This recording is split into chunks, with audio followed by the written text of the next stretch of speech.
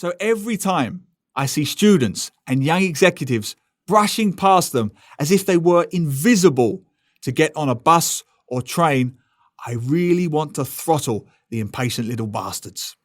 Unfortunately, the same attitude exists in Dagenham, my hometown, only it is much worse. Dagenham is in Essex, the county to the east of London. Built in the 1920s to take families away from the overcrowded London slums, Dagenham became home to the world's largest public housing estate, almost overnight. Covering just 4 square miles, the town has a population of 90,000.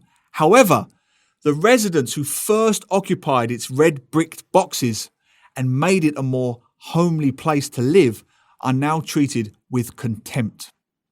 When they are not being mugged, Dagenham's elderly are often abused in the high street by little parasites who would not be there if it was not for them.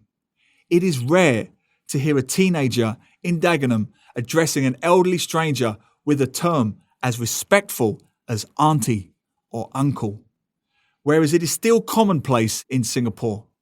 You have to be devoid of all respect and compassion to look an auntie in the eye and forcibly steal her purse. But it happens in my tiny hometown all the time. I would like to lighten the mood a little, if I may, and talk about the wonderful aunties and uncles who make up over 6.5% of Singapore's population. Well, the ones over 65 do. I love them. However, the first thing a foreigner seeking to make a good impression must do is calculate whether a person actually qualifies for auntie or uncle status. Whatever you do, do not make the near fatal mistake of assuming that anyone older than yourself automatically qualifies to be an auntie or an uncle. Let's stick with the ladies to demonstrate this point, as they tend to be more vociferous. When I was a teacher, a well-to-do parent covered in jewellery approached me at the end of a lesson for an update on her child's progress. I said, "Yes, of course.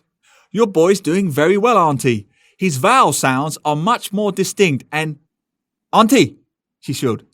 "Did you just call me auntie? How old do you think I am?" Like a bullet in the brain, my dad's 2 pearls of wisdom hit me. Never wear white socks with trousers, and never, ever try to guess a woman's age.